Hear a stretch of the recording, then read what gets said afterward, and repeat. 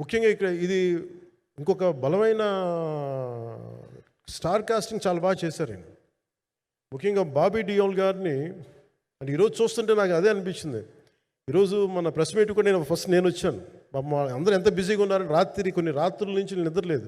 మన మనోజ్ పరమహంస గారికి కానీ, రత్నం గారికి కానీ, జ్యోతి గారికి కానీ పాపం ఈ సినిమా ప్రమోషన్ సింగిల్ హ్యాండెడ్గా పాపం నిధి అగర్వాల్ భుజాల మీద వేసుకొని నాకే బాధ అనిపించింది.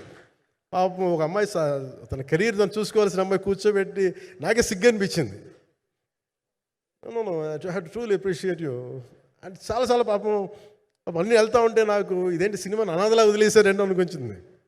సో నాకేమనిపించింది, ఈ సినిమాకి ఎవరు అనాథలా వదలలేదు, నేను ఉన్నానని చెప్పడానికి వచ్చాను ఈ రోజున.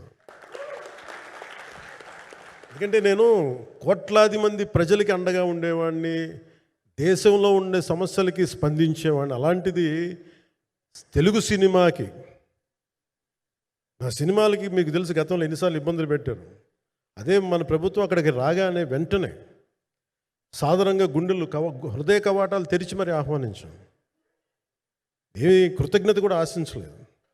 అంత చిత్ర పరిశ్రమను అంత గుండెల్లోకి తీసుకుంటాం. అలాగే దీనికి సంబంధించి అలాంటిది నా సినిమాని నేను ఎందుకు వదిలేస్తాను? ఎందుకంటే ఇది ఇంకో సినిమా కాదు.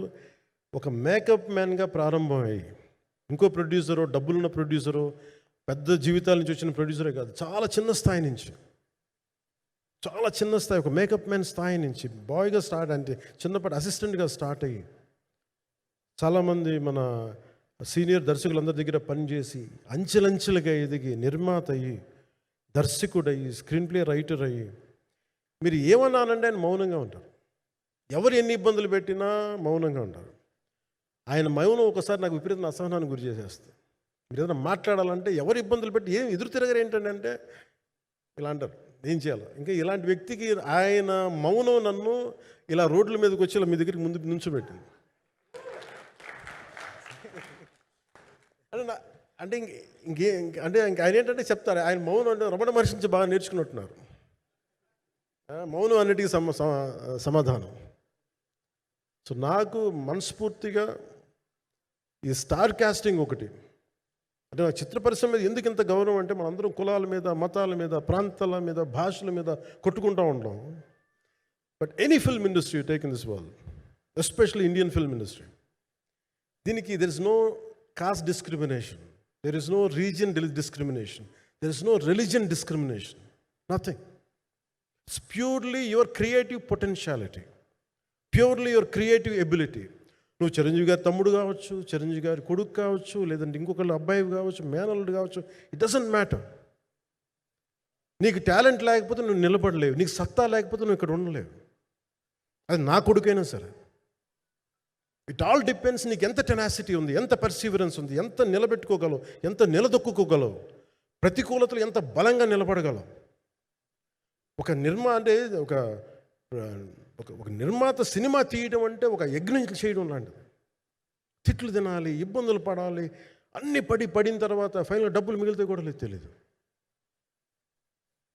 ఇలాంటి పరిస్థితుల్లో నాకేమనిపించిందంటే ఈయన పడ్డ కష్టం చెప్పాలనిపించింది ఈ రోజున. ఈ ప్రెస్ మీట్ తాలూకు ముఖ్య అంశం ఒక చిన్న స్థాయి నుంచి వచ్చిన వ్యక్తి నిర్మాతగా ఎదిగి ఆయనకున్న పాపం ఆయన మంచితనం ఆయన్ని శాపంగా అవ్వకూడదని చెప్పి ఒక ఉద్దేశంతో ఆయన మంచితనం చెప్పాలి, ఆయన ఒక మంచి సినిమా చేశారని చెప్పడానికి నేను ఈ రోజున మేము ముందుకు వచ్చాను. ఎందుకంటే నేనేం నమ్ముతానంటే సినిమా బాగుంటే ఎలాగో చూస్తారు, దీని గురించి చెప్పక్కర్లేదు. సినిమా బాగాలేకపోతే ఎలాగో చూడరు, మీరు ఎంత పబ్లిసిటీలు చేయండి ఇవన్నీ అనుకోండి. అందుకే నేను పెద్ద ఎక్కువ మాట్లాడడానికి ప్రయత్నం చేయను. కానీ ఈ పర్టికులర్ రోజు మటుకు, ప్రత్యేకంగా ఈ రోజు మటుకు ఆయన పడ్డ కష్టం ఈ సినిమాకి, అలాగే ఒక్కొక్క కాస్టింగ్ ఆయన చేసింది, దీనికి నేను కృషి గారిని కూడా చాలా మనస్ఫూర్తిగా అభినందిస్తున్నాను.